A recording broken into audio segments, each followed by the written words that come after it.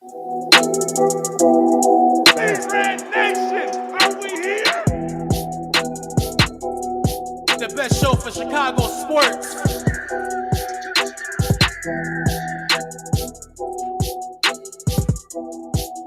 Oh my God! Yeah. What's good? Looks like the screen is still hating on your boy right now, but we gonna try and keep it pushing. I don't know what's going on here with this one right here, but we appreciate y'all for tuning in and rocking with us as always, man. Like I said before, we're gonna be breaking down Bears OTAs, different observations from OTAs. We're also gonna be talking about Zach Lavine and DeMar on the All NBA team. Zach Lavine doesn't make it. DeMar DeRozan does. That's gonna change the money for him. I don't know what's going on, dog. The program we're using is having some technical difficulties, but we're going to keep this show popping for y'all as well. Hey, shout out to y'all for tuning in and rocking with us, man. If y'all stick around on it, we do apologize for the technical difficulties on the camera. Hopefully they resolve themselves. I'm going to hit up Restream and see if they got some answers on this mug, but we're going to keep it pushing. Appreciate that love on everybody showing love for the show, man. If you really rock with us, just stick around anyway. Let's get it cracking in this mug as always. Now we got to be really entertaining. They can't see us. Oh, man. Shout out to y'all, bro. Shout out to y'all. I don't know what's happening. The camera's on. Ringo's in here. Ringo, what's good? Bro, what? I don't know. They can't see us. I have no idea. Before we start, I got some questions. So many questions. What's going on with that? Bro, it's not they can't see you either. Oh, they can't see me? They can't see nothing. Bro. So it's right now we going audio only in this mug. I Bro, don't know. because I was legit like, okay, I don't know. It's 11.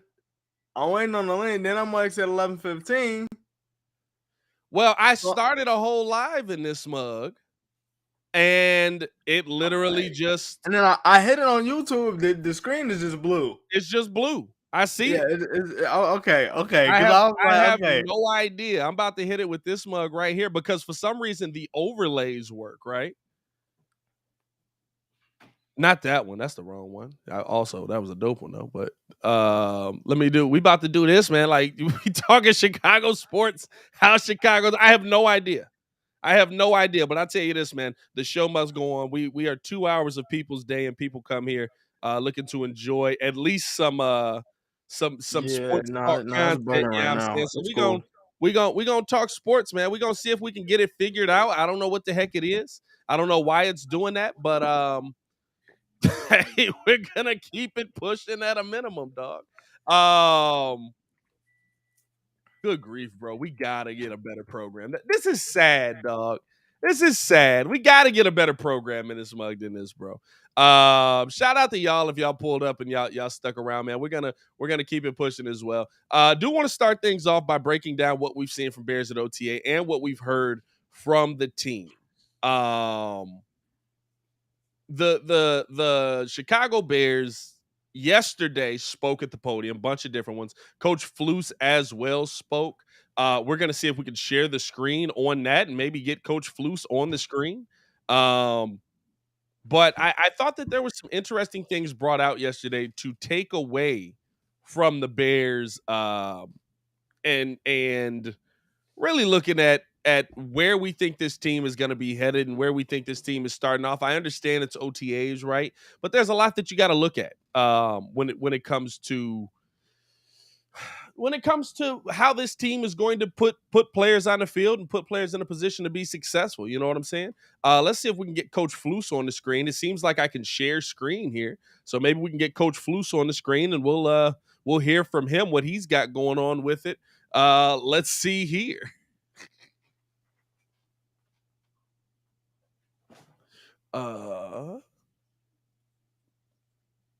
Is Flus is on the screen? I know we're on the screen. Let's see. We'll start up the audio. Oh, hold on. He's not.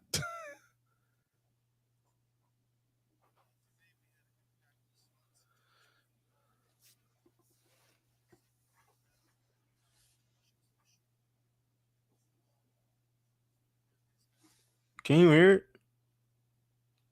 Hold on.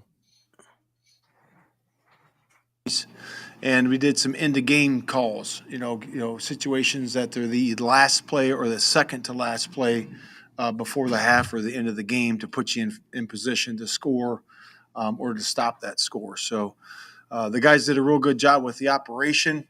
First time going through it, utilizing timeouts, getting out of bounds when they're supposed to, and executing on defense. I thought they did a nice job. And so I'll open up to questions. I wonder at this point, how much, if at all, have you started studying the rest of the division, taking a look at schemes and personnel with the Packers and the Vikings and the Lions? Yeah, we've started that process, and we're looking at that. Once you get the schedule, you look and see, hey, who's your first, 3 or 4 games? What are the short weeks that you come upon during the course of the week, and what preparation you're going to need to get ahead, so to speak, during training camp. Any unique type of scheme that you might see during the course of your schedule, be it run or pass. A running type quarterback that might be doing something unique where you have to work on it during training camp. But we'll be working on those on our division during training camp, as well as some of those early opponents that's typical to the league. Obviously, it's not going to change what you believe in your philosophy, but does some of that allow you to maybe tweak a little bit in certain areas when you realize you got 6 games against these guys? Yeah, I mean, I think it's you're looking to put yourself in the best position to succeed, and you have to look at the roster the way they currently have it. There's a lot of guys that left certain places, and they added players just like we did. So you have to look at that skill set, and then look and see how you're going to match up on personnel, and then also on your scheme. So I think that's all encompassing. Luke and Allen and Hightower are doing that, as well as myself. And we'll plan those segments into training camp leading up to the season. Obviously, a lot of people here care about the Packers. How can you lean on Luke when it comes to taking Google Fi, a phone plan by Google. Really? With our Gonna drop unlimited the Plus ad in plan, that mug. you'll get unlimited data. And in the middle of this, boom. This is a horrible start to a show. In the building, so we Horrible. have a few guys, Horrible. that staff and guys that have been part of that system as well. Andrew Janoko is part of that system too, and a very similar system. So those guys are giving us great insight into that, and we're going to be practicing against a similar offense. So that's going to be very helpful for the early part of our schedule. Coach knows that Kyler Gordon and Kendall Vildor were running with the 1s today, and Jalen Johnson with the 2s. Is there anything to read into with that, with Jalen Johnson running with? Yeah, I wouldn't read into that right now. He's just getting back into action right now, so we're just seeing where he is with his conditioning and those types of things. But 1s and 2s, we're moving all guys around. We have a bunch of guys with the 1s, with the 2s. We have some 3s in there, but nothing to read into that at this time. Matt, follow up on that. What's Jalen's standing in your eyes as you get started to put in a new defense and try to get familiar with him and trying to figure out where he fits with you? Yeah, I looking at him, like I said last week, I didn't get a chance to look at him, and now I've seen him for a week, and I like what I see. I mean, he's moving around really good. His change of direction is nice. He's got really good hands. As you know, he has good size.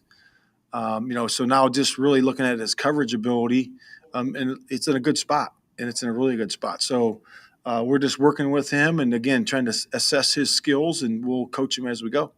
And what have you observed or come to appreciate about Luke as he's worked to get this offense implemented and taken charge of that unit? Yeah, I really appreciate all the coaches, and Luke, and I'm in the quarterback meeting, every morning, and I really appreciate the way he coaches and the way he simplifies it for the players, and it's really neat to see and neat to interject in there as well. From a defense perspective, but he's doing a bang-up job in there, and you can see that in the execution on the field. I mean, the guys know what they're looking at and understand how to operate, and the offense is looking good to this point. After this short period of time, I think we're ahead a little bit, maybe because we have guys that are in the system, and we have smart players. Justin's a very smart player. Those other quarterbacks are very smart, and we have guys that have been in that system. Can you sense that connection growing with Luke and Justin? Yeah. Oh, yeah. No question. You can sense a connection, throughout the whole room. You really can, and I think it's a work in progress, just like the rest of the rooms are. But we are pleasantly surprised where it is right now. I'm sure you'd like to have everyone here. Muhammad and Quinn haven't been here the days we've been out here. Is their absence giving you an opportunity to look even more at some of the younger guys on the edge? Yeah, I think it's, when somebody's not here or somebody has something, a soft tissue injury, that's always the next man up. And that gives an opportunity for those guys to really do well and show what you can do when you're with the ones. It's like Dom has been with the ones, the young kid from Miami, so Red Hawks. So he's looked good, and he's done a good job. And he's understands the techniques and fundamentals. And again, it's hard to me, it's hard to assess a couple things this time of year. Pass rush is hard to assess because it's a little bit easier for the rushers to get around, because there's no pads on, but once you put the pads on and those tackles can really block them, I think that's when you really assess what it is. And same thing in the running game. How do you really assess the running game as well? Now, I think in the passing game you can assess some things, but the pass rush is one of them. When pads come on, you can really tell, and then the run game. Do you expect those vets to be here for mini camp next month? Yeah, I do. It's my hope. In an OTA situation, with regard to what you're just saying, what's the best thing a player can show you? What impresses you the most when you look at the film of what you're seeing out there? Yeah, so let's go two segments of that. So mentally, what you assess this time of year, can the guy pick it up? Is he fast mentally? Can he think on his feet? Is he able to adjust and make the adjustments on the fly? Okay, that's number one. And then number two, physically, what you can see is the athletic ability. I like to see athletes, that's what we're acquiring here, really good athletes that can run, that have speed. And can they operate and be quick and not in a hurry, as Coach Wooden would say. So we're looking at those things, body control, and those physical traits that we're looking for to succeed. So at this stage, has anyone reached, based on that, better than you thought status? Yeah. I mean, there's where you're giving him a better, you're planning on giving him a better shot than he might have gotten. I really wouldn't give a name right now. I wouldn't say that where I'm definitive on saying that, but I see a lot of good athletes out there, on my perspective. At the receiving core, defensive backs, there's a good amount of good athletes in there that we can work with.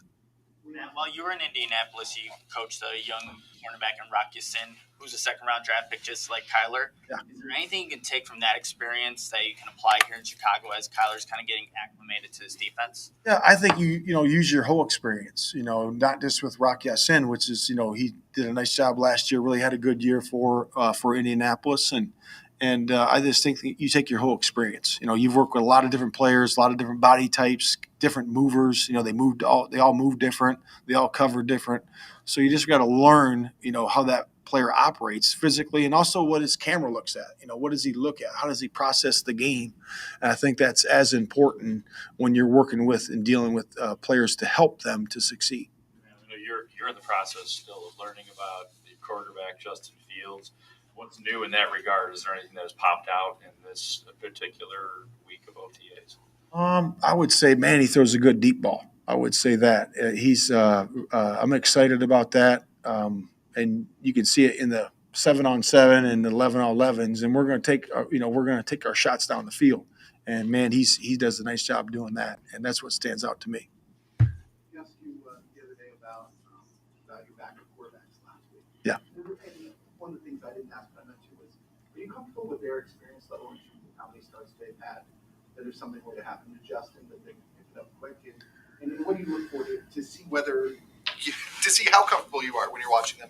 Yeah, I think it's a work in progress, but I'm comfortable where they are. I mean, they're picking up the offense, and they're operating out there in the practice field, and they're doing a nice job to this point. And we got to go through training camp and keep assessing that and making sure that they are on point. And, man, they're really helping out the room. They're helping out the rest of the offense, and they've done a really good job. What has intrigued you most? I didn't get the first part of your question. Dominic Robinson, Okay, you yeah. mentioned a couple minutes ago. what has intrigued you most now that you've been on the field for a couple of weeks with him and just knowing kind of the rawness of his tools and where he needs to go? Yeah, I would just say, like I said during the draft, we talked about him there, playing receiver, and you can really tell in his lowers, that he's at that athletic skill level of to somebody would say, hey, this guy could play wideout, and you can see that. And he's got a little slip and slide to him. And like I said, though, to Bigsy, it's hard to assess that right now, but you can see the movement skills, the ability potentially to really turn the corner. And, and we'll see. We'll see as we go. Bill Polian used to say bore. You got to have at the top of the rush, you got to be able to bore and get underneath and turn the corner. And that takes power. And you're not going to really see that until we get the pads on. Not just been here for a little bit. What's the process been like with you just kind of getting adjusted to having so many more responsibilities off of the football field? Not just coaching your players. I know you got them now, but up until now it was, coaching staff, free agency, draft. What's that process been like for you trying to get used to all those other opportunities, and are you more comfortable now that you're getting back to? Yeah, I think I've been comfortable since the onset. I really do. Hired a really good staff, and those guys are helping out really well. I mean, they're helping me do my job, and I lean on those guys, and that's why we hired them. From the offensive coordinator, defensive coordinator, all the guys, through A to Z, those guys have done a nice job, and the Chicago Bears organization has done a great job of supporting Ryan and myself to do our jobs, and that's been great. From George to Ted to everybody in the building. So we're excited about that. As you've watched this group kind of come together, are you sensing that foundational chemistry that will be needed to hit the ground running in training? Yeah, I am sensing that. As the process goes, and this is why it's so important for everybody to be here, because you form a team by being together and understanding how we operate. And the only way to do that is to be here. And those guys have been here. We got great attendance, and you can really see the culture and see the team starting to come together. And we're all I know the coaches are excited about it. The players are, and it's been really good. You mentioned Marty Hall. As a defensive coach, what does that do to you when you know that a team's got a dangerous quarterback when it comes to being able to throw? Yeah, I think twofold: the deep ball and then the ability to run with the ball. So I think those things stretch you. So when you get stretched vertically and horizontally like that, it always causes stressors on a defense. It doesn't matter what kind of style you're running.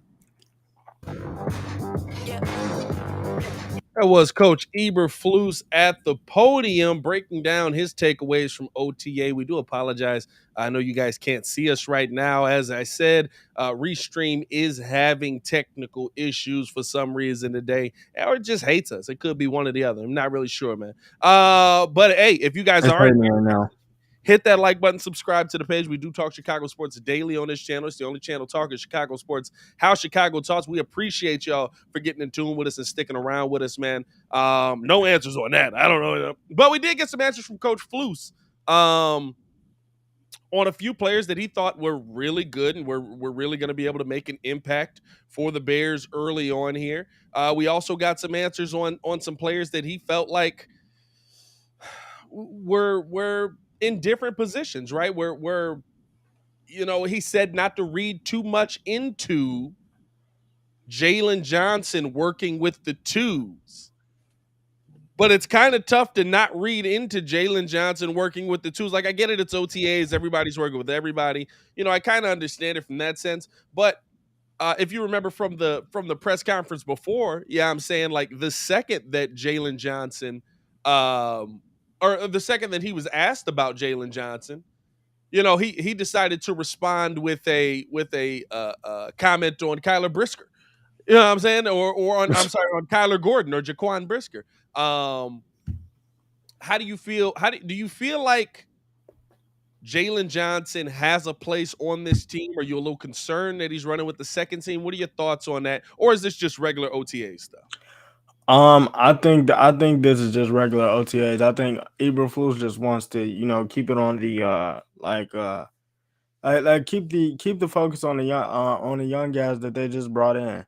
I mean, if you look at it, like you said, it's an OTAs. Everybody's helping out everybody. So, I think it's pretty much nothing to do about nothing. I think that when you look at it, some of the takeaways I had from that interview was the fact that when when he's talking and then the lady asked him about the foundational the foundational chemistry, the foundational building blocks. They seem like they have that in place to continue building a solid team. And then if you look at it, when he talked about offense, he talks about how smart the guys are, how everybody's picking it up, and how the best thing for this offense and for Luke is that you have guys that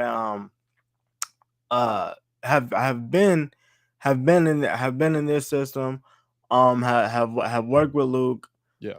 You got some second year guys that are coming in too. You got Patrick. So I mean, all good things from the interview, in my estimation. Yeah, and the interesting takeaway for me is that we know that Eberflus is a hustle guy, right? Like, hey, you got to be working, Right. you got to be hustling. I don't know if that means that it's a punishment that Jalen Johnson's on the two. I agree with you on that. Like, I feel like it's hey, like we want to see everybody, working with everybody. We want to see people taking steps. We want to see what these guys have versus the ones. Listen, you want to see what Kyler Gordon has versus the ones. You want to see what Thomas Graham Jr. actually has versus the ones, right? So I think that's interesting. That was an interesting takeaway for me. The other thing that I was excited about is how he continues to talk about Dominic Robinson. Not to say that Robinson is going to be this end all be all player, but every time you hear, there's certain players on this team that Flus gets up for.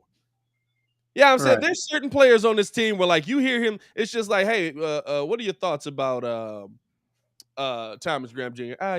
He's a nice player, really, really appreciate what he brings to the game. How do you feel about Dominic Robinson on the other side? Let me tell you about this kid right here, man. Now Let me, him, he goes like full Gruden on you. Let me tell you about this guy here, man. This guy runs a 4.40 out here. Like all of a sudden, right? Like he gets excited about Dominic Robinson. And I feel what he's saying, right? Like you're talking about a converted wide receiver. He's got speed. You know what he can bring to you, bring to the football field speed wise. The question is he going to be able to attack? I like that he's kind of keeping a damper on it as well. He's not going too hard. He's like, hey, listen, it's OTAs.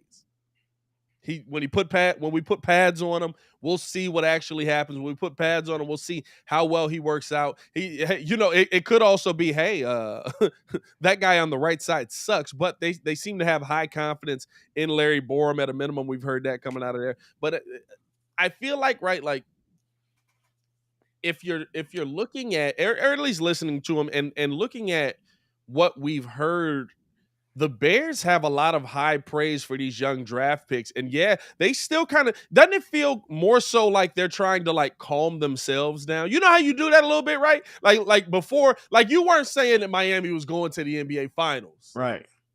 But you Right. probably believed it somewhere in your mind. Like you like, nah, we got Yeah. a team that can make a shot. But We you're trying got to we got a shot. We you're got a trying to shot. keep yourself from getting too hyped. That's how I feel when Eberflus is talking about, when Coach Flus is talking about Kyler Gordon, when Coach Flus is talking about Jalen Johnson, even when he's talking about Justin Fields, right? Like, he's like, yeah, he's got a nice little deep ball on him, but we're not gonna speculate too far on this shit yet. Doesn't it feel? That's how it feels to me anyway.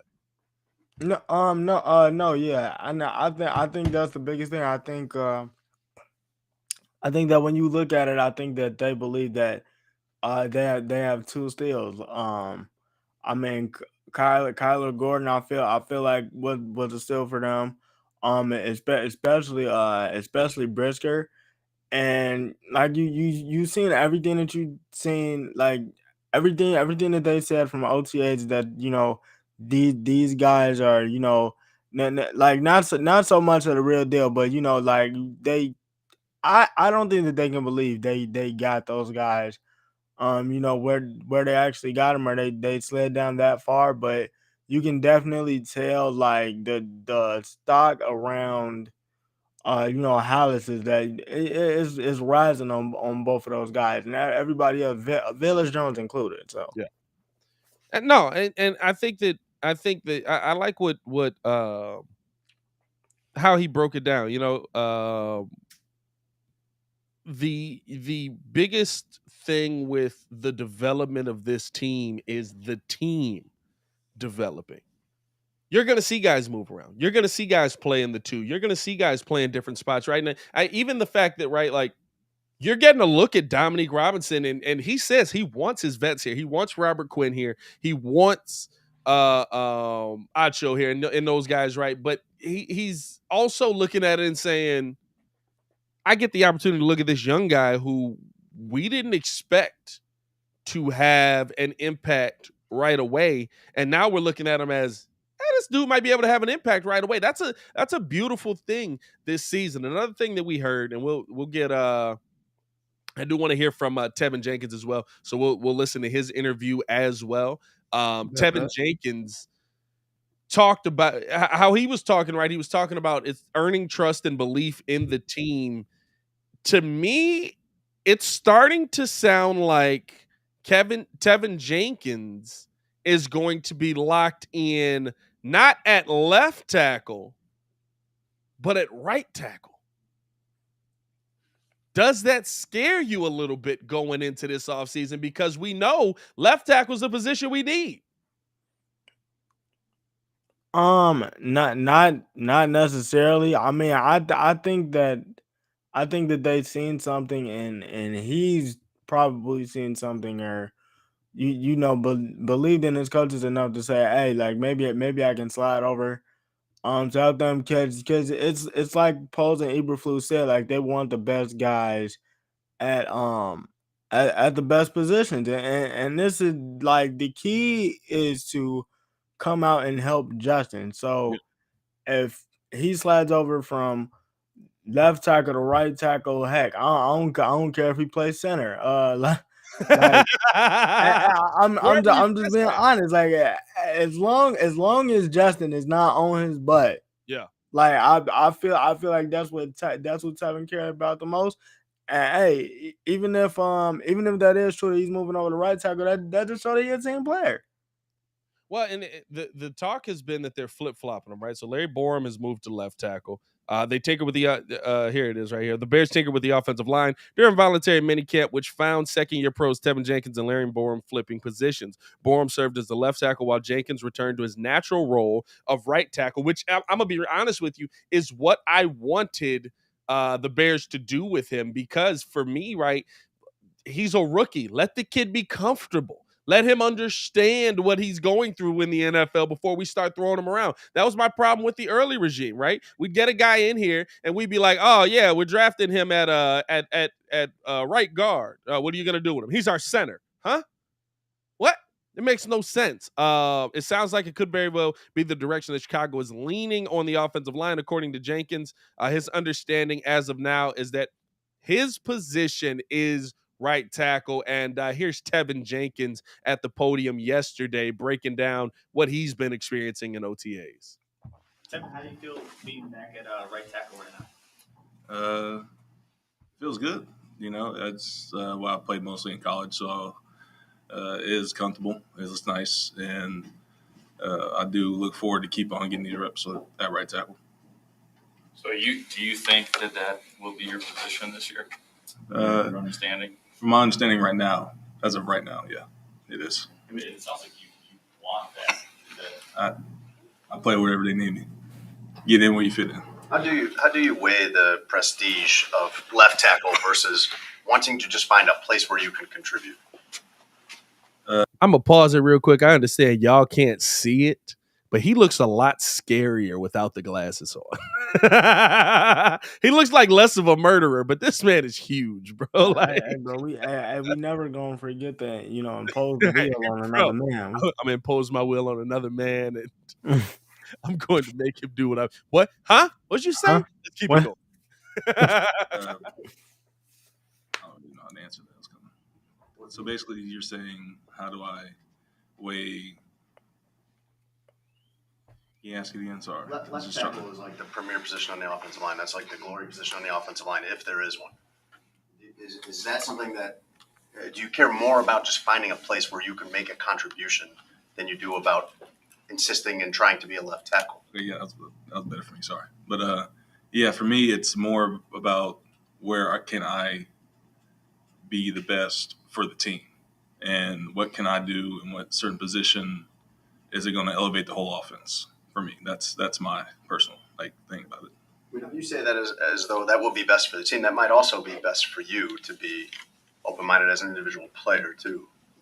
In a certain way, yeah, it is. I mean, when you reflect upon your rookie year, obviously a roller coaster in a lot of ways. What do you take away from just the entirety of the experience? Once we get to this level, one thing I did learn is you're not going to win 100% of the snaps. It's about how consistent you can be is how good you can be. And that's what you're trying to strive for all through practices and all these reps you're getting is how consistently good can you be? That's what the main thing I learned. How much was your patience tested, I guess, first with the injury, and then second, coming back at a time where, the clock was ticking on the season, and I imagine the urgency to show something in 4 or 5 weeks was probably in the back of your head. Yeah, it was a hard thing from me being out for that whole year before as well. I was out since October, had the surgery, and then I didn't have all those reps. But like you said, the urgency to come back and say that I need to be getting these reps, I need to show something that says I deserve to be where I'm at was very pressing to me, and was making sure my mental was good enough to push myself to be the best I could be out there. To Dan's question, how difficult was it to come in at that point, rather than have the traditional ramp up of training camp that would naturally lead you into the start of the season, to come and make your NFL debut at that point and try to get ready leading up to it? Well, yeah, it's like anything that when you're most comfortable. Say you outside like smoking food for a while, and you don't do it for a year and a half. You might have a little mess up. You might burn your food. You might do something like that. It's trying to get back into the regularity of it and trying to figure out how can you get back there as fast as you can. It's just trying to perfect your stuff, all your stuff, your craft. I like the barbecue. In terms of how you feel, when did you feel back to normal last year? Did you? Back to normal 100%. Yeah. I would say, when did I come back? Week 12? Say around week 13, started feeling good. Started feeling 100%. And it's still carrying. And a lot of things that's been helping that is me doing Pilates now. Oh, okay. So I just want to I'm name drop my Pilates place right now. Superior Pilates. I believe in Lake Forest. If you guys want a good workout, hit up Chris. Really good. When you line up in practice, you haven't put that down, but maybe when you do, does the thought of your back just leave your mind completely, or are you going to worry about it a little bit? I have no thought about my back. I trust everything that goes into it, especially, like I said, the Pilates part, making your core strong. As soon as you have your core strong, all that takes away from any back pain you would have.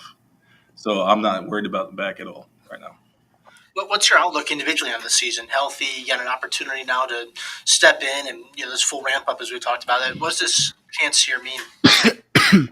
For me, it's about being as best I can be for the team, and how can I elevate my play from what I was doing from college, what I was doing last year, the last few games to now. So I'm trying to elevate everything about myself mentally and physically right now. Does it feel like a major difference what you're being asked to do this year versus last year with the scheme? Yeah, there's a big difference. It's a lot more faster pace, more up tempo, getting around, setting edges, all that stuff. And how that affects you is you got to slim down a little bit more and start getting I say more faster, a little speeding up in certain areas. More fast. A huge challenge to do. What part? Slim down, being more, I guess. Oh no, well, I'm ready to slim down right now. I'm ready down to 325. And last season I was up to 345, and I got down to, I believe, at the end of last season I was 33% body fat, and now I'm down to about 24. So slimming down it's difficult, but you have to be disciplined in yourself to make sure that you like stay on the right diet and make sure that your body does what it's supposed to do. What have all the changes in the organization been like for you? When you have the coach and the general manager that brought you in originally, and now they're out in completely new personnel department, completely new coaching staff. What's that been like for you? For me, it's about earning trust and earning their belief that I deserve to be on this team still. So I'm working for that trust. That's ultimately what I'm doing, and putting more of that trust that they have into me will make me feel more comfortable, and I'll start playing like more comfortable. I guess I don't know, but ultimately, to answer that, I am working for the trust. And Tevin grammar about as good as mine is. Hey, I was gonna say this next month, and then when you get into training camp, obviously as well. That I can play in this scheme. That's how you earn the trust. Don't get any NMAs and go out there and play as hard as I can. What was the conversation like, or what went into the decision to move you from the left side to the right side? I really can't remember. It was just more so of we had one meeting and he said, Tevin, you're going to right, Larry, you're going to left. That's ultimately what it was. For the possibility things could change, you said. Yeah. Nothing's ever set in stone right now, so that's how it is. Are some linemen built to play better, lighter than heavier? I mean, is that much? How much of a transition? How do you know that you'll be just as good as a light with less weight than as when you're bigger? That's all the tell when we start putting on pads. Everybody knows that. It's how can he move with all that weight at like 330? It's because you're going to be stronger with all that weight because you're going to be more stout, of course. But when you start losing weight, now you can say he's mobile. See how your strength transitions from that 330 to whatever weight you cut off at. That's where it goes to. The edge or disposition that you kind of take out on the field. Obviously, Jermaine wasn't that much of a fan of it last year. Do you feel like this offensive line is going to be more receptive to that kind of attitude, that kind of nastiness on the field that you tend to bring? I do think that, yeah. What's been shown so far in OTAs, I see the fire, all the fighting, all of the rest of the O-line. So I'm really excited for what's going to be coming up here in a couple months. Is that something that you would take on? Like, would you like to take on that kind of demeanor as the O-line? Like, don't play with us, don't play with my quarterbacks, running backs. Ultimately, yeah. But I don't like to talk about it. I like to do it instead. So it's like a lot of things to be done instead of spoken for. Do you like doing Pilates, or is that like torture? You ever do a Pilates workout? It is. Yeah. It is. Oh my God. Oh, but it's good for you. So I'm happy to do it. And Tevin, you talked about slimming down and the discipline that goes with it. Does that mean you had to cut out some foods you love, or how did that diet go? Yeah. There's a lot of things you had to cut out. So at dinner, I tried to cut out carbs. It's like anything like, it's how hard it is to cut out like mac and cheese, rice. It's the perfect go-to when you're going with a meal. And you got to cut that out. So it's mostly protein and vegetables. But anything like rice or anything I cut out. And I've been trying to cut out some more alcohol out of my system. So I'm trying to get more cleansed out, I guess. And also that does help with your body fat. Instead of drinking all that beer, all that fat just sits on you, so you just burn it off. So you can still barbecue whatever you want. Hey, it's not wrong. Hey, I like Tevin. I ain't gonna lie to you. I like Tevin. Tevin hilarious, bro. Hey, also a drinker, a little bit of a drinker, man. A little bit of a drinker. Man. Shout out to Tevin, man. He's out here. I feel like Tevin would be good at a party. I ain't gonna lie to you. I feel like Tevin chill at a party. I feel like he'd be fun to be around. He might be a rager though. Yeah, I don't know, but nah, man. I mean, listen, I like hearing from the players what's going on. And the reason that I usually play through the full interview on this show, I know a lot of people play clips because you want to hear the gist of it. I want to hear how these guys are feeling about what's happening, and I feel like a clip can be taken out of context and I can make it sound like what I want it to sound like, right? So I played a full interview through, and to me, what I got from Tevin on that is that there is a level of excellence that you have to have. and that these guys are willing to meet it. Now, whether that translates into play on the field, that'll be seen, right? But to go from, I mean, that had to be when Flus, the second he got hired, he called all his offensive linemen and said, or maybe the second they got Lugetzi in there, right? One or the other, called him and said, you got to drop weight. That's a big change. He said he was what did he say he was? 330 or 340, something like that, with 30%. I think 330. 330 with 33% body fat, and he's down. I thought he was heavy. I thought he said he was heavier than that because he said he was down to 325 now. But no, I mean, like he might have been 340, but I heard him mention like 330 a couple of times. Yeah. So maybe he's three. I don't know, one or the other. But the takeaway for me from that is we're set that the Bears are setting a discipline, and the players haven't had a problem falling in line with it. Yeah, Kevin Green with the comment. Shout out to him. 345 last season for Tevin Jenkins. He's down to 325, dropped 20 pounds. He was 33% body fat. I also like the expectation. Like, Tevin doesn't know. You know what I'm saying? Like, he's like, they're like, are you going to be, do you think you're going to be stronger? Are you going to be like, what's your game plan? Like, I don't know. You got to put on pads and see. That's the theme of this thing, man. Like, OTAs, you get a lot of takeaways. You get to see a lot of different things. But the thing that I like that we're seeing from Coach Flus, at least early on, is that, hey, let's try this. Let's see if this is going to work. Let's see if this is going to put us in a position to be successful. Tevin Jenkins I said this at the beginning of the season. Now, the other thing for me was I wanted to see them go out and get a legit left tackle, a veteran left tackle.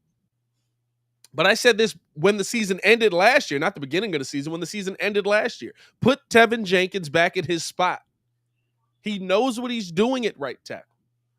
He knows how those ropes go. He knows what his footwork needs to be. He's not trying to translate his mind to, okay, now I got to switch this up. Now I got to make this move. And especially learning a new system, especially, like he said, he's slimming down. You have to set that edge quicker. You have to, like, I don't want him trying to translate everything to the other side of the field. Like, yeah, I get people saying, like, he should just be able to do that. But why make him uncomfortable?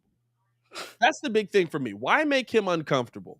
I like that Flus, at a minimum, right, is trying this out. Tevin says that he feels like this will be his position going forward. He feels good about that being his position. I mean, what do you think about the switch there at offensive line that the Bears have put in place early on in this thing? Like I said, as long as it helps Justin stay off his butt, I'm cool with it. And besides, like Larry Bourne was solid. So I feel like the fact that they're coming in and telling them, hey, you need to slam down because we're trying to set the edge quick, fast, and in a hurry. And look, that actually kind of helps kind of helps the run game out, right? Because now you got now you got Blasingame in there hitting the hole quicker, which in turn that's gonna help David. In turn that's gonna help Juice. So I mean, you can see early they're having them set the precedent where, like, look, we got the fullback, we got both of the running backs already. This is what we're going to do for the season. As long as y'all uphold y'all end of the deal, trust me, like on the field, this is gonna work tenfold if you just do what we ask you to do. And I like that. I like that. Yeah, and I think that's gonna. The question now comes in, right? Like, I feel comfortable about Tevin on the right side. The question for me comes in now with Larry on the left side. Larry was good on the right side last season. Not that he was great, not that he was all world, right? But like he's better than Jermaine Ifedi. That human turn style. Good Lord, Jermaine Ifedi. I mean, anytime you say his name, you just gotta. Oh, brother, this guy stinks. I mean, come on, dog. Like he's god awful at this point. Like, oh man, what a wild. Can you imagine that Ryan Pace not only signed him once but twice? No, like Ryan Pace is like he's the scout over in Atlanta, right? Like he's like the head of scouting or something in Atlanta. But bro, the fact that he got that man a job twice, like, what are you seeing, bro? It's like Tibbs with D Rose, but they bad. Like it's like Tibbs with D Rose, but they bad.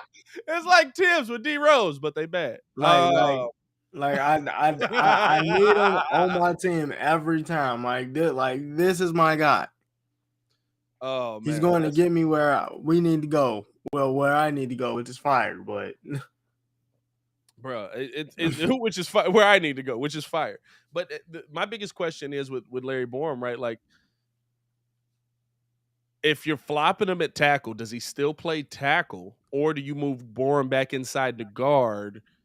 But you really don't have a left tackle. Like, they just flip flopped him, right? So Larry Borum playing left, Tevin Jenkins playing right, which would be wild. What if that was the fix for the offensive line all along? fam, that's so. Hey, just switch them. That would be such a another pin in my Nagy doll.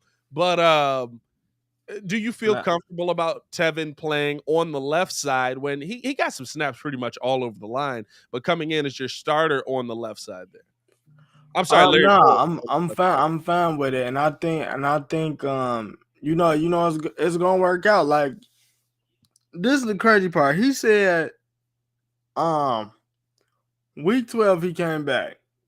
Week 13 is when he felt at his best, and he didn't give up. He didn't give up any QB pressures. Now, the thing that's gonna stand out to me is that once they get to putting the pads on, you know how is he gonna look? And I think it's gonna be a process, but I mean at the same time, like this whole team, this whole season is gonna be a process, and with the schedule that they got, you can afford to mix and match some things. So I'm really just excited to see honestly where it goes with him and Larry. As far as the offensive line goes, because I think this can work out to Justin's benefit. Another interesting thing that I thought take away from OTAs, we just going through some Bears takeaways at OTAs that we saw and different things that popped up, and we understand that Muzza coming in here like, what the heck is the video? Yeah, Restream having some issues. Hey, listen, I ain't gonna lie to you, dog. Normally I try not to throw mugs under the bus. You know what I'm saying? Throw different companies under the bus because you always hope to work with them and sponsor with them. Bro, nah, this ain't me. Hey, I work hard on this one, bro. Hey, y'all should see the. Hey, I'll tell you this. You know what this reminds me of? You ever seen that little league football, the youth football player? That's me right now. Where he's like talking to his team about what happened and why they lost, and he's like, every player out here gave 110%. I want y'all to feel proud of the effort you gave today. You were not the problem. It was the coaches. The coaches did this to us. Bro, that's how I'm coming today, bro.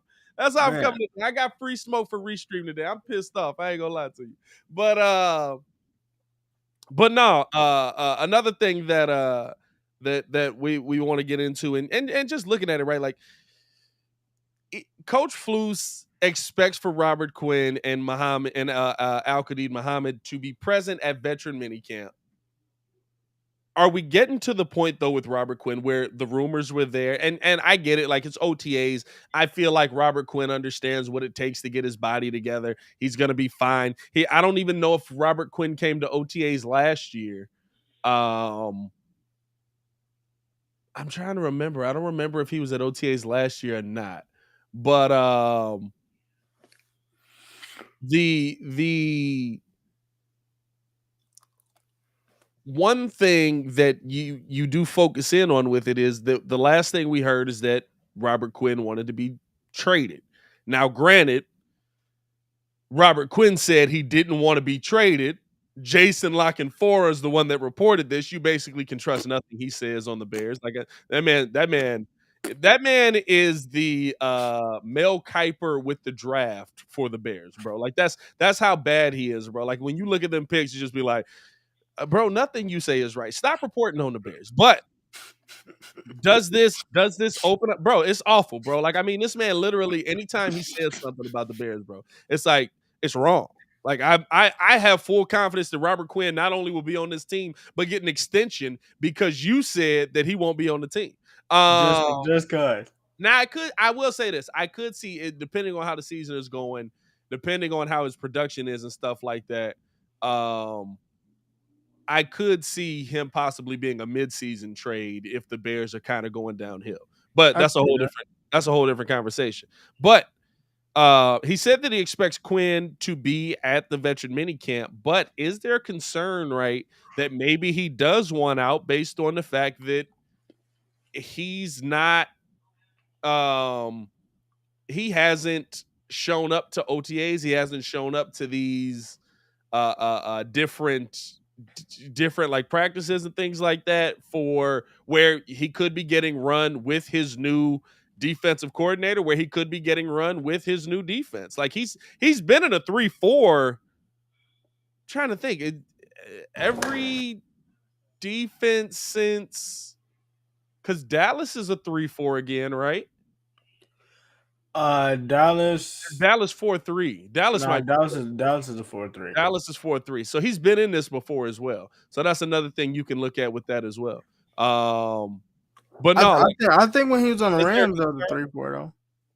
I think on the Rams it was 3-4. He seems like he could be pretty good in either one. But I think he's been in he's been in 3-4 for most of his career. But is there a concern that he might not want to be here, based on him not showing up to OTAs and stuff like that? Well, he came out and said, I hope that they don't trade him. I think he'll show up. Just off of the strength that, like you said, I mean, I think if this was any other year where, he's like absolutely, chasing the bag, he wouldn't show up. But the fact that, you got a new DC, I feel like he should show up because the more guys, that they have right now in these times, especially with building chemistry and building a new team, like Eberflus said, you want that foundational chemistry. It's going to help out tremendously on the defensive end. Especially already, from what they told us, they seen from the rookies, and everybody else, including Justin. So it's I think he should show up. It would benefit him if he showed up. But if he didn't, I understand. When does the concern creep in?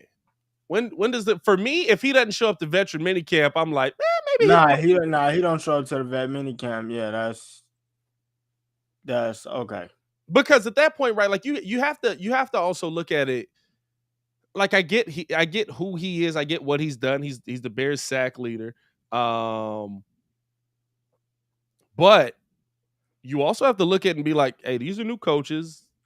These are different play calls. These are new sets for you.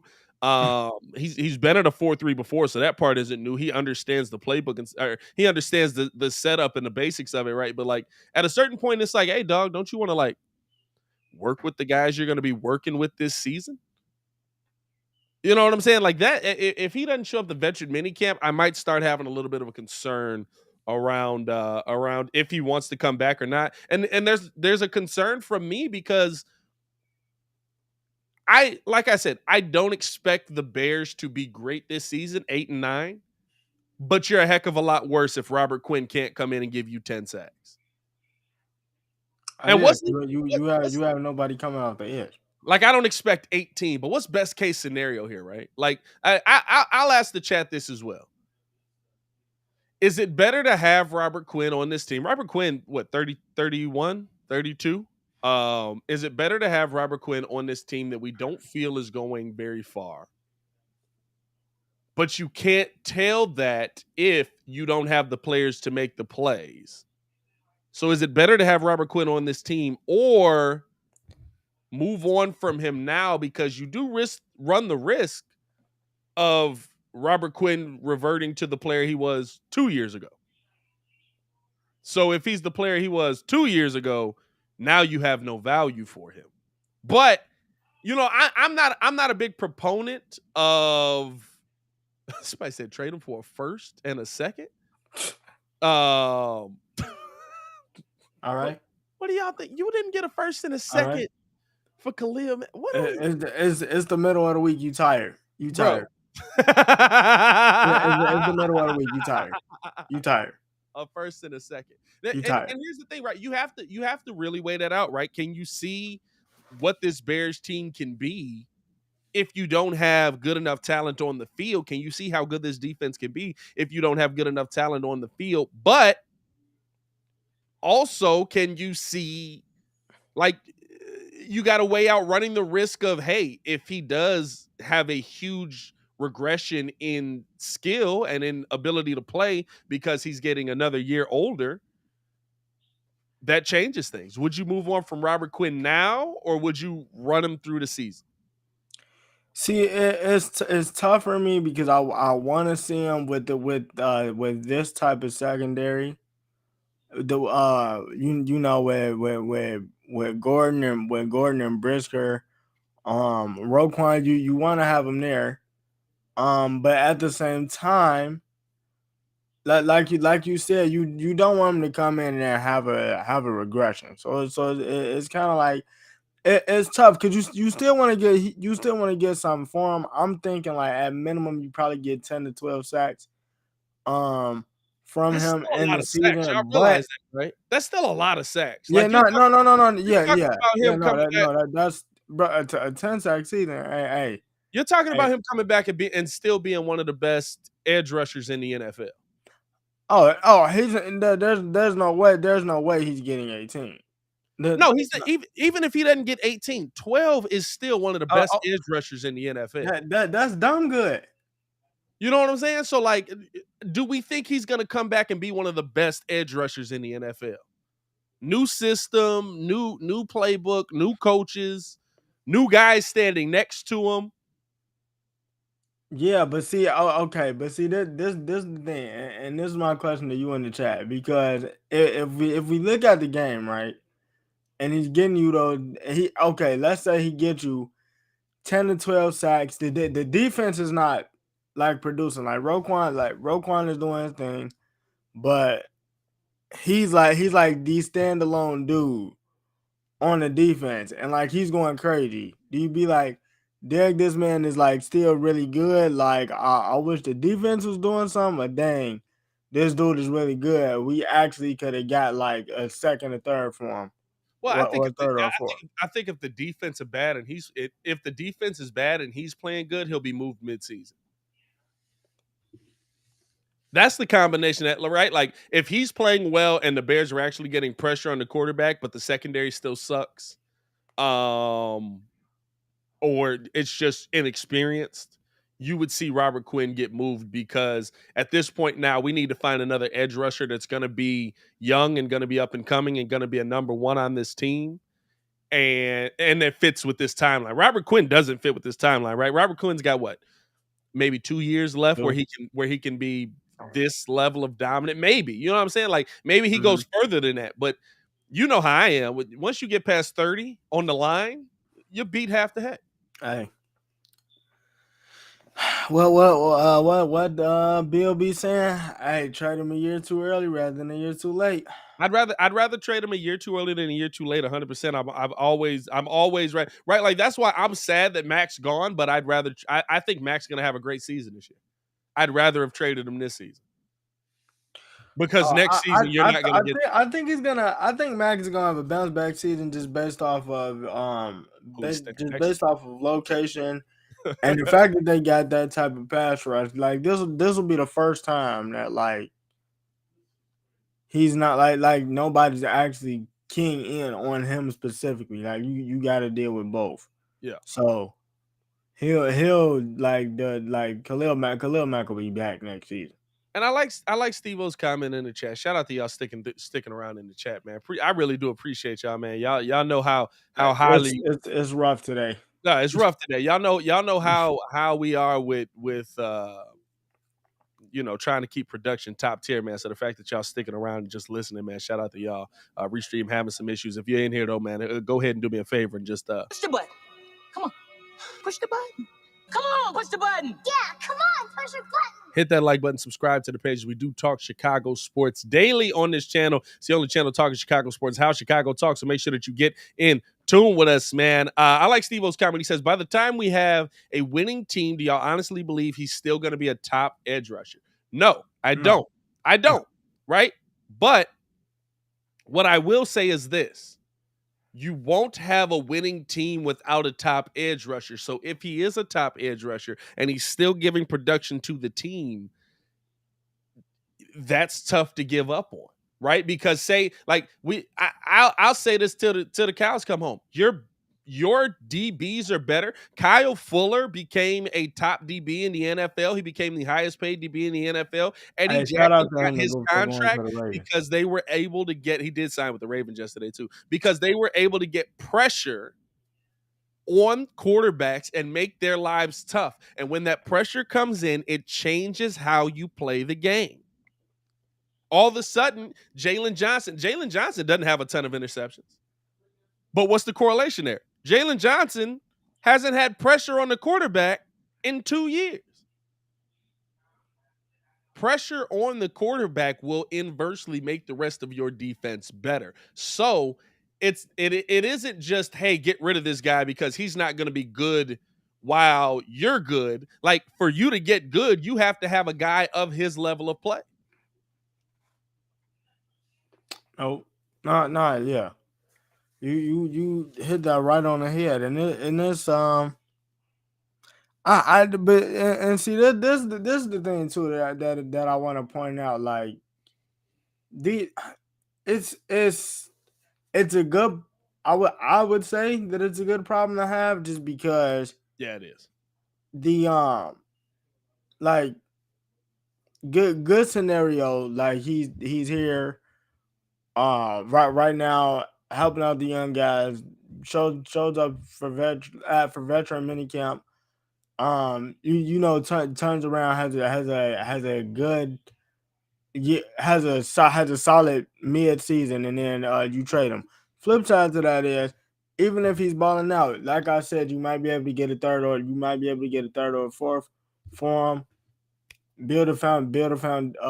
Take those foundational building blocks and do something with it. And by all means, everything that they've said was we've pretty much hit on our picks. Yeah, so, that's what it sounds like to me, dog. I'm not gonna lie. It's the humble brag ever. Like I'm not trying to say we hit on our picks, but like I'm not saying that the picks came through, but are you seeing this right now? These mugs are balling right now. Hey, a couple of other picks that are getting high praise. Here's the thing about it, right? Like, what's the level of praise that we're getting? We're seeing these guys get high praise, dog, like ridiculous amounts of praise. Nicholas Morrow was talking about Kyler Gordon and Jaquan Brisker yesterday, and also breaking down this defense. Let's hear from him on what he thought about this Bears defense, kind of how the calls are coming in and stuff like that. And he is not a small human being either, man. Let's listen into Nicholas Morrow. Oh, Nicholas Morrow? Like just to kind of get integrated. Nah, he's not small, bro. During this time. Oh, it's fun. Everyone's been pretty welcoming. Apparently, it's a lot of new faces, so I guess we're all kind of figuring out together. But it's been good. The linebacker room's been good. Everyone's pretty close. Been going out together, trying to get to know each other. So it's been good. Now that you've gotten a few practices under your belt, what do you like about this defense and how you fit specifically into the defense? I mean, some of the spot drop stuff is fun, like getting to your landmark and then having eyes on the quarterback. But a lot of it, what we've done so far, I've done before. And so just it's familiarity. I think that's another thing that I kind of like. And then playing next to Rowe, he's had a really good feel of understanding, what the offense is doing, and so just feeding off him too is helpful. What's that chemistry been like between the two of you? It's been cool. I mean, like I say, he's fast, and then two, his pre-snap reads are really good. So being able to anticipate pre-snap is helpful, and then him being able to communicate to me to kind of get me going. So it's been helpful. You saw you handling the defensive calls. How much do you like that responsibility? It's cool. I mean, I think it's on everybody though. Like once the calls get in, everyone's got to kind of echo it. But it's been cool. I mean, the biggest thing is just understanding your win. Like, you know, you got to be in shape to do it because you got to run downfield and you got to come back and give the calls. And so it's been cool. And I don't think it's anything new, nothing I haven't done before. But just, you know, getting the calls in everybody and getting everybody set. And after that, it's on everybody to be responsible for it. Talking about Roquan Smith being fast, and people say that you guys are going to work well together because you're fast as well. Is he faster than you? I don't know. We'll see. Hey, guys, we talked about this before, but I'm just curious as you get to know Chicago a little bit. Is the Greenville and the small town and the Division III and stuff, is that all in the past, or do you still every once in a while have to look around and say, wow, that was then, and look where I am now? Yeah, I mean, it's 6 years removed, so I don't really think about it as much. But I'm aware, right? Like, there's not a day where I'm not aware. But yeah, I don't think about it as much, especially when I'm on the grass. I'm on the grass as football, but I'm definitely aware, and I try to get back to those guys as much as I can too, as well. So. Totally different follow-up, but we all talk to sources, scouts, whatever. The scouting report on you is a lot about your speed and athleticism, but the one thing every scout I've talked to brings up is the way you hit when you arrive. Yeah. Is that something that you take particular pride in? Is there special skill or technique that you work on to be able to deliver that blow? Yeah, I mean, it's something you work on. I think it's also something that I've continued to work on, you know, meeting with the coaches and talking about different styles of tackling. You know, last year talked about strike zone and a profile tackle. This year talked about hamstring tackling. So it's a little bit different, a little bit lower strike zone, but you know, I'm always welcome to everything and learning how to do it better. You know. Is it different the level that this team is counting on you for the defense to be successful just coming into it? No, it's nothing different. I mean, I think you never change your approach. You know what I mean? You approach the same way. Like in 2020, I went into that year playing Sam. I finished that year playing Mike. And so you never change the approach. The approach is always the same. This is a new defense for almost everybody who's in it. I know it's early, but at this stage, do you get an idea of just what the learning curve is going to be? How quickly you can get started as far as being effective as a defensive unit and that kind of thing? Yeah, that's a good question. I think, you know, speaking with Coach Williams when I signed with the Bears, one thing he talked about was we're going to do what everyone's good at.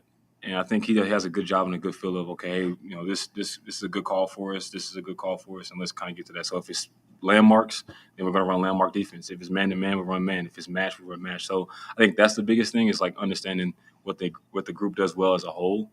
But as we get deeper into it, we'll kind of see, like, what we do well. I mean, like you said, it's kind of early to say, like, we'll be this type of defense or that type of defense. But it all starts with effort. You know, that's when we talk about his principle, hustle. So it all starts with effort. But I think Coach Williams does a good job of figuring out, like, hey, you know, we're good at this. Let's do this more often. So. I think one of the things Matt was talking about was your early schedule. You're facing some teams that run the same stuff that you. Did you notice that when the schedule came out? And could that be beneficial to a defense that is kind of coming together? Yeah, well, I'll be honest with you. I have not looked at the schedule. That's my wife. She figures all that stuff out, like the tickets and stuff like that. I don't do it, but I know I think we have San Fran first. No, I haven't looked at the schedule as much, but I am aware of, like, the Shanahan tree. You know, with was that in Green Bay and then now in Minnesota and even here. So, like, some of that's good. But we get to face that offense in practice, so that's good. Yeah, it'd be good to have some familiarity. Every offense has a different wrinkle.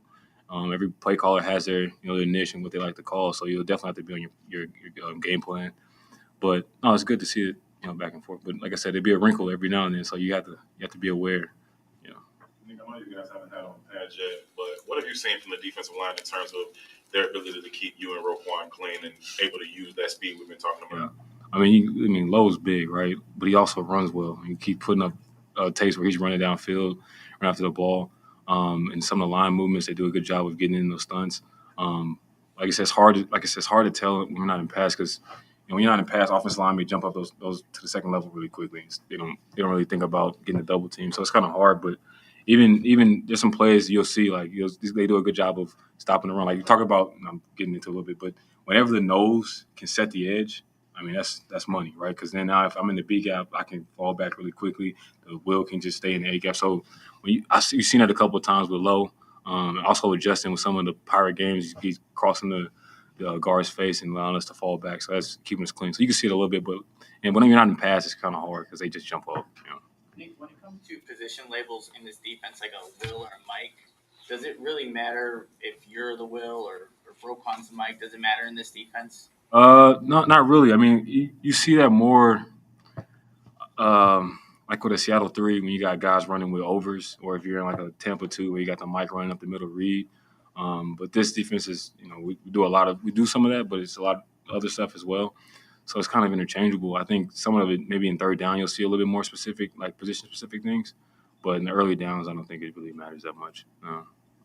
Nick, there was a report that Robert Quinn might want to be traded from Chicago. Do you guys look at that and think about how that might affect you as a player?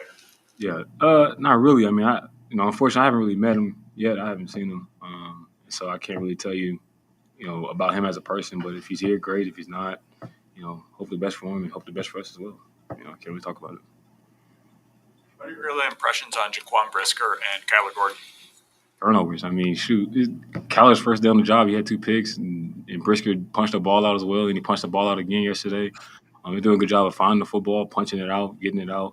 They're on the game plan, they're in the right spots, and they'll just get better. I mean, it's early, you still got to get some technique and all that stuff, and that'll come. It's just part of being a rookie and learning the system. But early on, I mean, they're getting the ball out, so that's always a plus. That was Nick Morrow at the line. Nicholas Morrow. I don't know if his mama called him Nick. I don't want to mess with you get beef with him day one. Talking about this defense, man. Here's the 2 things I take away from hearing Nicholas Morrow talking at the podium. One, they be doing more at OTAs than they let you know. Because he know a lot about what's going on with this defense. Nah, You know what I'm saying? I was like, Sam and Mike, like y'all up here. You know what I'm saying? Like they Y'all doing up like here talking technique. He know like high breakdown. They do a lot more than they let you know. Like coach basically come back and be like, yeah, we have some dudes running around out there, man. You know what I'm saying? It's just running around.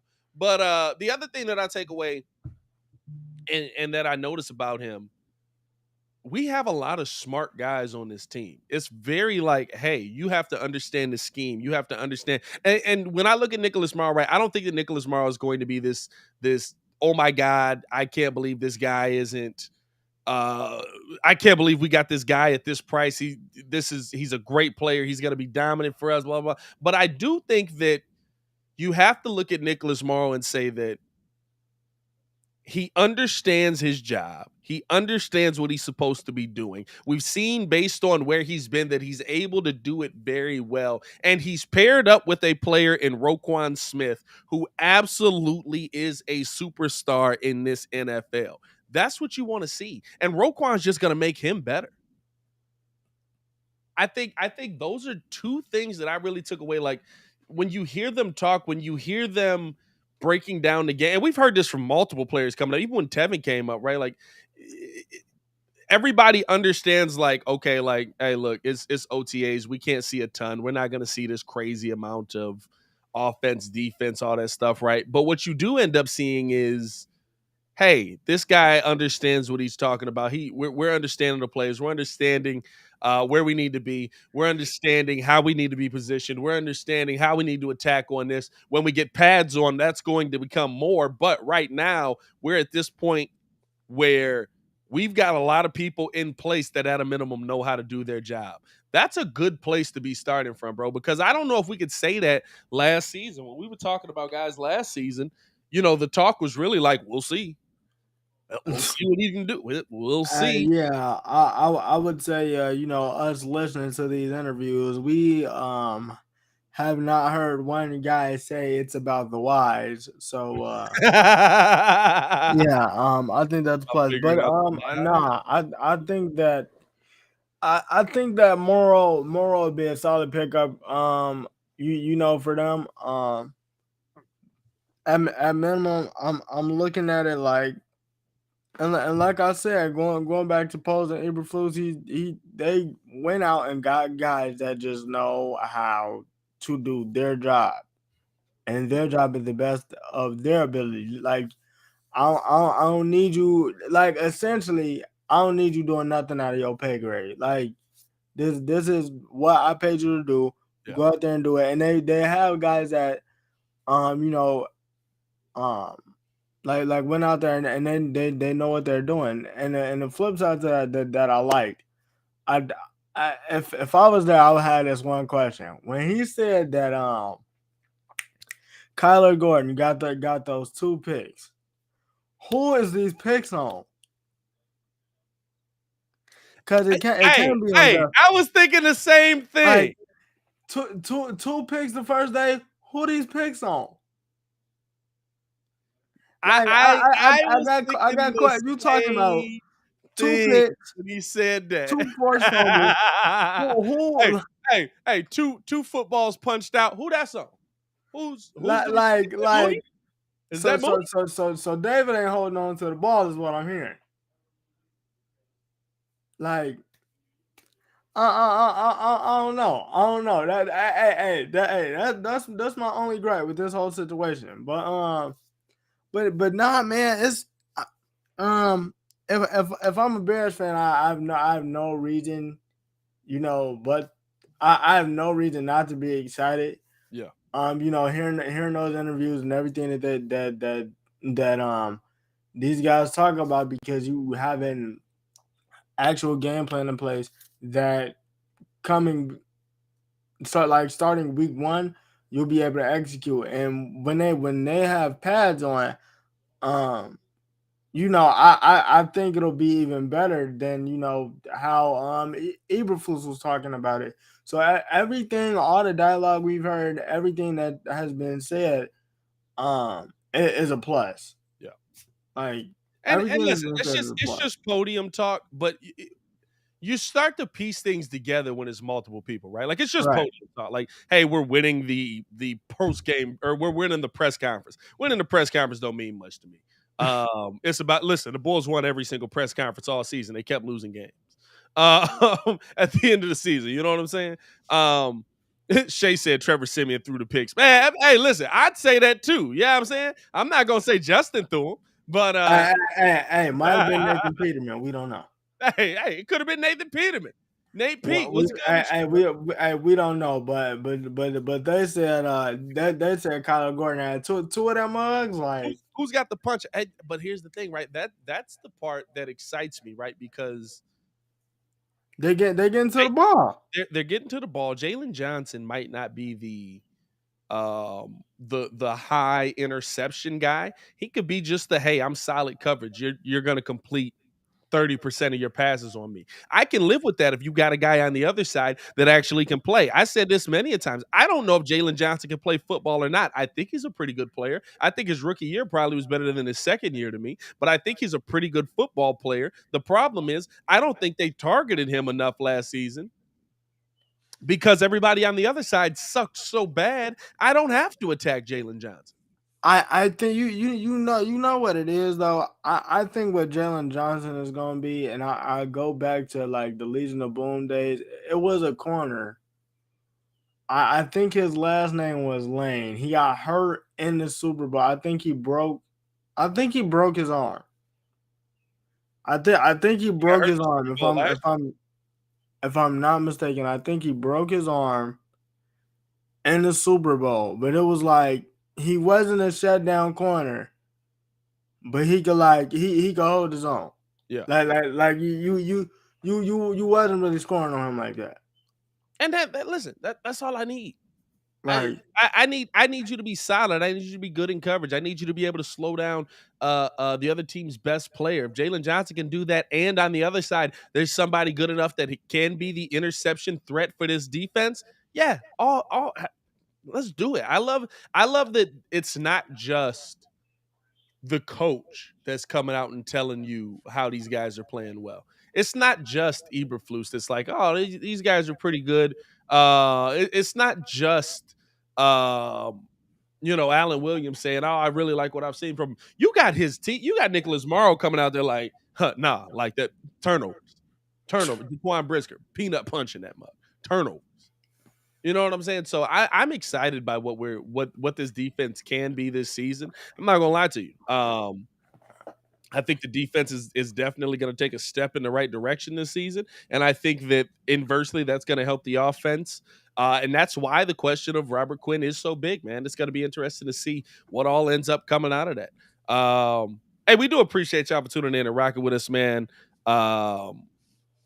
like I said, with having technical difficulty, it's not just us either. So I'm in, because I do Locked On Bulls. We're in a big like Locked On NBA chat, and dog, condolences to some of these guys, man, because one of the guys says that he did an interview with Iowa head coach Fran McCaffrey, and the video just captured a blue screen for him. But the audio came through perfect, but the video just captured the blue screen for him. That's tough. I feel bad for my guy, man. Shout out to Matt George, man. I hope. And y'all all on Restream? We all on Restream over. No. We gotta have a conversation. Bro, we might at a minimum be making a switch to StreamYard, bro. Like, this is awful. This is terrible. But we appreciate y'all for showing love and rocking with us throughout the show, man. We still out here putting in work, man. We still had to give y'all a show. The show must go on, as they say. Let's switch topics a little bit, though, man. We spent a lot of time on the NFL today. Let's get into a little bit of NBA in this mug, man. A little bit of NBA in this mug. DeMar DeRozan makes All-NBA second team yesterday. Zach Lavine did not make an All-NBA team, which locks him in to $212 million if the Bulls were to pay him the max. Do you feel like DeMar should have been All-NBA first team, or is All-NBA second team where you see him slated? Because, I mean, that All-NBA first team, I mean, listen, 27, almost 28 points a game, 27.9, 50% from the field, and a wilt record. I was a little surprised that he wasn't All-NBA first team, but Tatum was cooking at the end of the season as well. But the beginning of the season was awful for him, right? The beginning of the season, but like it was. I think what did it. Nobody expected y'all to have 5 wins. Yeah, in the second half of the season. And the awards, all you care about with the awards is the second half of the season, right? Like that's all anybody cares about. Yeah, nah. So he shouldn't have got first team. I'm wait. It's 5 wins at the end of the season, but I mean, like the Celtics had how many wins at the beginning of the season? I mean they was like up and down, but it wasn't 5. I mean, they was down. They were 7th, wasn't they? 6th to 7th for a little bit. I actually think they was out of the play. Like they was out of like they were out of the playoffs for a little bit. That's what I'm saying, bro. Like, hey, listen, I love Doc.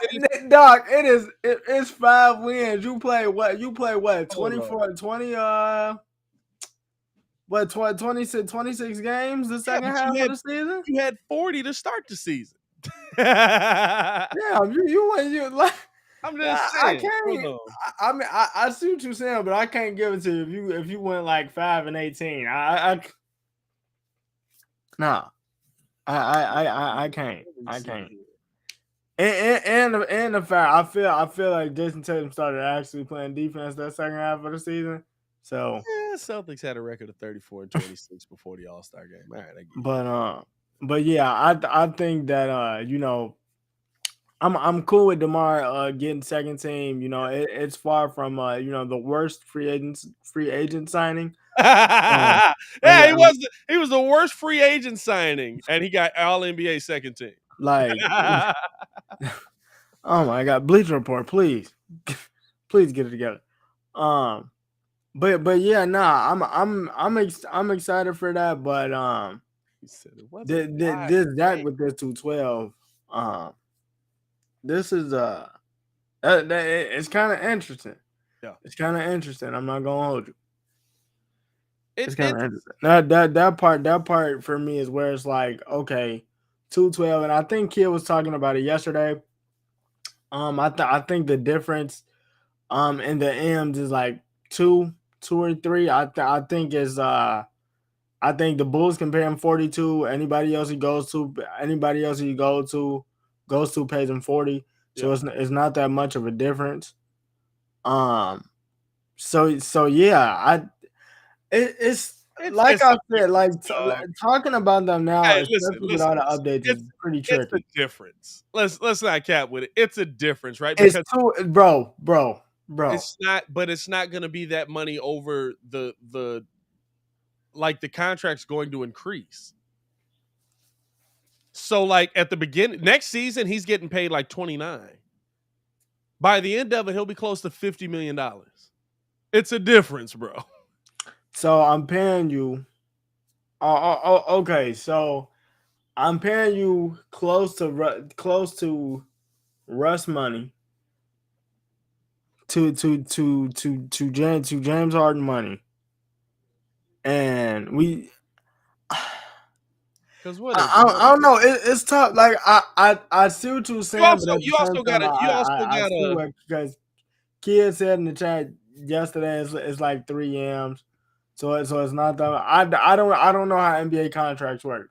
I can't. So 157. If we do it all equally, 157, 380 is 39 million and a lot of change over 4. 212. Hold on. Over 5 is 42 million. So it's a difference of 3 million evenly. But it's 3 M's. But it's not 3 M's over the life of the it's $55 million over the $57 million over the life of the contract. And it's $57 million as it continues to go up. So there's going to be 1 year. Like, listen, dog, if I tell you this year you can make $29 an hour and in 3 years you'll be making 57, which one you want? You know what I mean? Like I get it. It's 3 M's over the life of the contract. But per year. I ain't been hold you. Hey. Per year is different. You know what I'm saying? Like by the end of the contract, he'll probably be making about 40. Let me see if I can find one how it fully breaks it down. Probably about 40. I ain't gonna lie. Kid did make it seem like mad small. Like overall, right? It's if you look at it per year evenly, yes, it is. But that's not how they're gonna work out contracts on that mug. They're probably gonna be. Plus, I think you got to take into account the injury too. But here's the thing. So he had a successful surgery. That's the other thing as well. He had a so he had a successful surgery. They basically went in there, scoped it out. He's good. The thing that is interesting is you heard AK when he was talking about the knee injury that Zach had, saying that it's not going to be in his mind when he goes into contract negotiations. It's not going to be something that he's looking for when he goes into contract negotiate, or that he's looking at when he goes into contract negotiations, because I think AK already knew that the knee was basically fine. They were just going in there for a scope. It's not like he had ACL surgery again.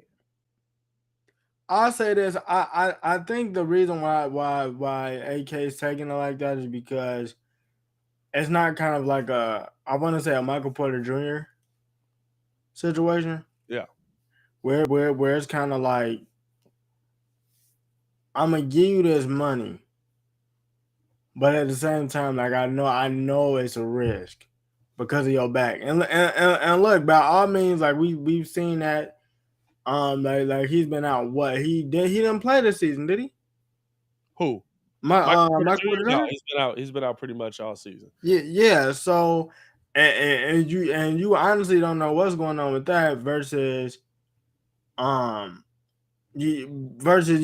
giving Zach this money, and then it's like, all right, well, I think he's looking at it as like, I'm looking at you when we're completely healthy, when you're completely healthy, what you can do. So here's how, according to Sports Tracks, the contract breaks down. Now, it's a $29 million cap hit projected on 2022-2023. But Zach Lavine would make $36 million next season, $39 million in 2023-2024, 42 mil in 24-25, 45 mil in 25-26, and 26 mil in I said 45 mil and 48 mil in 26-27. I'm like, how we get to 45? How we get from 45 to 28? Don't worry about that math. That math don't be mathing right now. This is his breakdown if he signs somewhere else. 36 mil year 1, 38 mil year 2, 40 mil year 3, 42 mil year 4. Yeah, no, it's different. Yeah. Hey, what he would be that's making, about state crammed right there, buddy. what he would be making year 3 is a difference of 3 M's. But then you get the year 4, you're talking about $6 million per year on that month. Yeah, I'm saying, so like 42 or 48? Which one? Right, like, listen, we still talking millions here, dog. Like, it's not a dollar on the dime. You know what I'm saying? Like, we're talking millions here. Would you like? Hey, he get up in there. Hey, so he tell his agent. He be like, hey, so you know, we got both of these contracts right here. You know, if you sign with somebody else, it's like 158. You know what I'm saying? 157. Yeah. So, you know, it's 36, 38, 40, 42. But then if you was gonna sign with the Bulls, it's gonna be $48. Nah. $1,000? Nah. M's? Yeah. Sign me up for that. Like, sign me up for that. I'm good with that. We taking that. Yeah, dog. It's a big difference to me. I will say that the tough part, the part that's interesting, but the part that I think is tough is that he didn't qualify for an All-NBA team because, bro, missed out on a lot of M's there, bro. A lot of M's, dog. 42 mil year 1, 46 mil year 2, 49 mil year 3, 52 mil year 4, 56 mil year 5 if he had gotten an All-NBA team. Yo. But I'll say this: I think it's a better situation for the Bulls, not for Zach Lavine, right? But for the Bulls, for the Bulls is a better situation. Like, because can you pay Zach Lavine 42 mil if he would have qualified for it? I'd have more question marks on that. I mean, they said they had no problem going into the luxury tax. Hey, listen, you're definitely going into the luxury tax in that situation, but at least now you can build a little bit of a team around them, right? Like I think that's the biggest thing about it, that you can still put a team around Zach Lavine. So to me, it's going to be interesting to see. It's going to be interesting to see. I do like that when you're looking at the latest from Sean Devaney, as tweeted out by Daniel Greenberg, who just dropped an article on Heavy Sports. He said a lot of the rumors out there about Zach Lavine are coming from his agency. This is their MO. The more drama in the process, the better. No one was talking about Zach. Now everyone is. Mission accomplished. Even though he believes that most expect Zach to be back. Jesus, bro. You just sneeze. I wish y'all could see what just happened, bro. Yeah. This man just sneezed the camera sideways. Yep.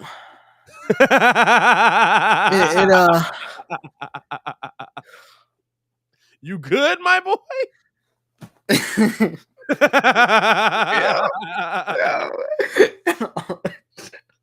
Yeah. No, he just sneezed. He just made the camera turn with his sneeze. Yo, I can't. What a day for them not to have the you dig on. You know what I'm saying? Hey, me sneezing is like both of the what was that Dragon Ball Super when Beerus ran into his cousin? Yeah, exactly. That's exactly what that just was. Stop! You're gonna break me out. That's exactly what that just was, bro. What else we got on the docket today? Oh, we got to get into whatchamacallit. We got to get into what we saw last night with Dallas having the game of their life. Any hope for Dallas? No. No hope for Dallas at all. No. Fam, they had the game of their life. And Golden State did. And Golden State still lost by 10. Hey, bro, it's crazy, ain't it? It was 4 minutes left. Yeah. Mike just texted me talking about something. Hey, Golden State finna make this a game, bro. Like, no, it's much. It's over when they get back to the Bay. My mind was blown, bro. I ain't gonna lie to you. I turned that mug because bro, I'm not gonna lie to you. The blowoffs in this NBA, I'm not watching. In the playoffs, I'm not watching. Bro, I'm watching games like I watch on Wednesday because I got to do Locked On NBA. But if it's a blowout, if y'all getting worked out, yeah, I'm saying like now with Golden State, I will say this, very different. I did finish off. The only reason I didn't finish Golden State fully is because I had to do Locked On Bulls. I'll watch a blowout versus Golden State because I know how quickly they can come back. So like when they were getting beat by Dallas before, I absolutely was like, yeah, they're getting beat by Dallas. I'm not changing the channel. I'll bet they come back. And I'm sitting there watching, and I'm like, here they come. So the only reason I didn't finish last night's game was because I had to do Locked On Bulls. Yeah. But like tonight, I got to do Locked On NBA tonight. I'll finish tonight's game because I got to talk about it on the show. But dog, if we being 100% honest, if y'all get blown out tonight or Boston gets blown out tonight, bro, Fam, I just want a good game. Are we gonna get a competitive game tonight? Fam, I hope so. Like the last couple of games, I turned the mess off so me, Ken, and Jimmy could play the yard. Like I'm not 100%. Like, fam, I'm not staying to watch no blowout. I'm not staying to watch no blowout. And this is the thing. This must be over in the first quarter. Bro, it'd be over so quick, bro. I mean, it's over so quick. Like it'd be like 29-6. The problem is that I have different feelings versus Miami than I would versus Boston, right? So like if Boston goes down 15-17, I'll keep the game on because I'm like, hey, Boston's got shooters, somebody gets hot, somebody's moving. Like I might turn a different game. I might turn the White Sox on, kind of look away. Not really pay attention. Hey, speaking of looking away, that's boy. Yeah. Last night. That was ugly yesterday. Especially with they got a whole different you did going on. That was ugly yesterday. And it was Cease too. That's what pissed me off. But bruh, if Boston goes on, like I might pay attention a little bit, but I might not have my full focus on it. If Miami is down 20 at any point, the game's done for me. Oh no, yeah. Y'all just don't have the offense to come back from that. Yeah, and that's the thing, because I heard Mugs talking, because they'll be like, oh, like because somebody said like Miami will be the better matchup for that for Golden State because defensively we wouldn't have to switch. You would have to guard everybody head up. I'm like, dog. Yes, but we have to score the ball. We have to score the ball. I hear what you're saying. Hey, we have to score the ball. Offense is important, bro. I swear they do. Not like I'm like, man, we don't need that. I'm like, no, this is a better matchup. I'm like, dog, that's the only team that I expect when they take 43s to hit 20, 25. Yeah, like there's no. This is the Steph Curry Invitational. I'm legit on some if we make it, I'm bragging because I can at least say we made another final. But I know what's going on. I know what's going on. I know it's about that. That's what we got to look forward to next season. If y'all make it, it's just like you beating your chest, like get to the finals. You're like you lost though, but get there. hey, that's what's going. I'm gonna be like, yup. Hey, we lost to at this point, I'm gonna be honest with you. I can't even say arguably no more. Like, if Steph get another chip, he's going to be number one. I don't even think it's a question. Point guard all time? Yeah. Like If the Steph the conversation, like you taking the number of trips, number of rings. How many's Magic got? Magic got 5. Yeah, nah, he ain't passing Magic yet. Magic got 5. Steph got 4. Yeah, nah, he not passing Magic yet. He don't. I mean, he don't gotta like. So he got to pass. Magic went to the finals mad times too, though. Magic went what, 9 times? But Steph went mad times too. He still ain't went more than Magic yet, I don't think. How many times Magic go to the finals? Let's see. Hold on. Let's see. Magic Johnson, finals appearances. Yeah. He got 9 appearances in a 13-year career. So literally, he went to the finals 60% of his career. So that, and it's a good comparison, right? Well, you know what? It's a good comparison because you can't. It's a good comparison because it depends on who you talk to, because that point that you brought up holds merit to some people, but not everybody. It holds merit because Muggs will bring up like Jerry West, Bron. Jerry West ain't a point guard. I'm not, but I'm just saying. I'm just saying, like in terms of like number of trips. The difference here is Magic went 9 times and won more than he lost. The reason why people bring up Bron when they talk about finals and be like, well, yeah, he went, but like he lost more than he won. Like, not to say he didn't win. Like, you can't take away what Bron is, but like, I wouldn't put Bron in the same. He was in the finals for a decade. I agree with you. How many he lose? No, and that's why I tell all the Bron lovers, like, hey, bro, like, And listen, I respect Bron's game. I think that Bron is probably 2 on my list all time, honestly. But it is about winning championships. That's why you play the game. Like, I know there's some people that would fool you and say it's not about winning championships. It is about winning championships. I also give him his flowers for getting to those championships. I was still saying I feel like we would have to have a conversation. Like, it would have to be a serious. I can't put Curry above Magic. For me, Curry is probably second all time now.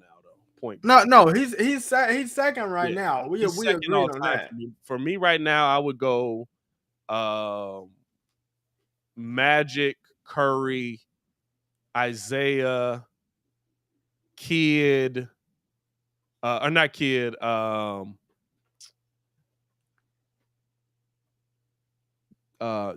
Kidd. Probably Kidd, and then probably Nash. Oh, no, my bad. Kidd, Stockton and Kidd.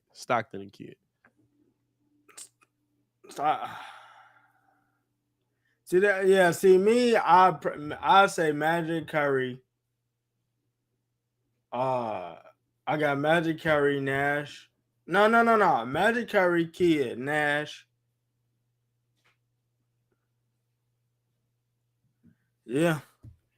Yeah, but I ain't even gonna lie. I want Russ to get a ring more than I do CP. I'm not gonna lie, cause I feel like if Russ get one, he's top 5. If Russ gets a ring, he's top probably. Triple double king. If he's a reason why, right? Like, you can't Gary Payton the ring. Oh no, you can't. You can't Gary Payton the ring. Hey, I'm tired. Shaq, shut up. I ain't taking nothing away from GP, but let's be real. Like, GP was a piece of that ring. He wasn't. He wasn't the reason for that ring. Like, you can't. To me, like, you got to be the triple double king, and like, yeah, you. For me, right? If he got more assists than points, but he was like setting his team up to be successful, I would put him on top 5, because at that point, right, a championship caps everything off. A champion, like, he's already.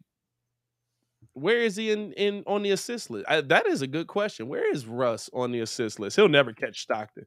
Like, Stockton is. For as many assists, he needed a ring. Stockton needed a ring to make him Wayne Gretzky. Magic, Curry, CP. Yeah, you got CP3 3? CP3 don't make my top 7. Yeah, Jay. I got a video for you. I'm gonna send you after this. It might change your mind. It ain't gonna change his mind on CP. Russ is 11th all time. Why do you got him 3? Because that's his guy. He rocked with CP3 heavy. Oh. Russ is 11th all time. Yeah, no, I would go. I mean, so even if he made top 10, I mean, he in the top 10 for me, but he's probably like 7. No, I'm talking about like if Russ cracked like top 10 assists, like you have to like Russ probably will crack top 10 in assists. Gary Payton right now is 10 at 8,966. He's probably not going to pass Oscar Robertson. Oscar Robertson has 9,800 assists.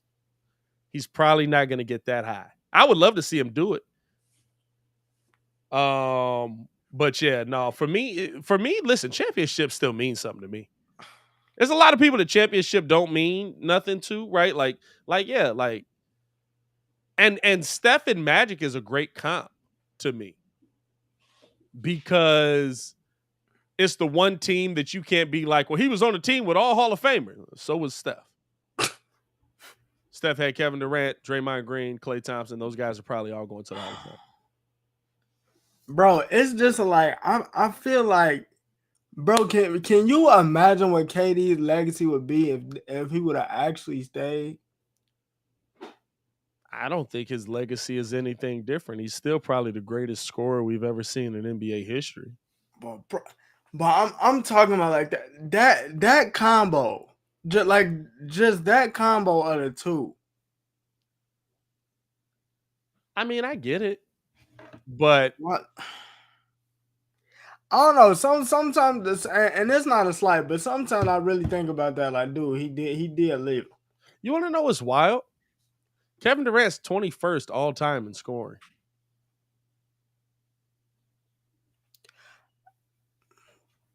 That's not surprising to me. It's just like what LeBron said. He's 3,000 points behind Shaq, and Shaq's 8th all time. That's crazy.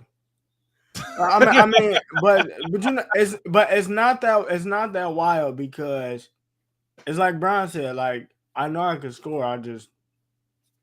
But Kevin Durant's job on a team is to score. That's the difference. Like, Brian is 2 all time. I just don't feel like Brian is 2nd all time now, and I mean he'll probably end up 1st. I would think he's probably got the best shot at passing up Jabbar. He's got like 1,200 points to go, and I think he'll play long enough to get there.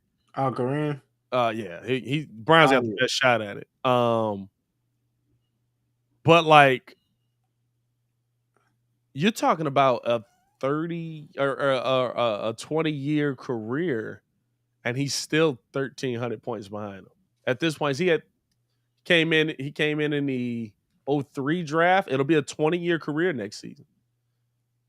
Wow. That's crazy, bro. It's just weird. It's not a slight to him or nothing. But like, even some of the names he's behind, like Paul Pierce is 16th all time. Tim Duncan is 15th. Oscar Robertson is 13th all time. You know, I might have to rethink my Russ as a top. Oscar Robertson might still be on that mug for me, bro. I don't know. I heard like that 13. Bro, Oscar Robertson is 13th all time in scoring, and I think he's like 8th all time in assists. That's a pretty good career, bro. And he's got 2 rings. That's a pretty good career, bro. I don't know. Very different NBA. Very different NBA. You can't do nothing but nod on that. Big O might still need to be on my point guard list all the time, man. Hey, listen, we appreciate y'all tuning in and rocking with us, man. We really do. Appreciate the love and support that you guys have shown. We do apologize for the technical difficulties. Apparently, it's an issue all across Restream. Hopefully, this will be resolved by tomorrow. We'll be back and better than ever. Shout out to everybody for tuning in. We will have content dropping today on the channel as well. Also, dropped a vlog over on my Path the Designer page, so check that out as well yesterday.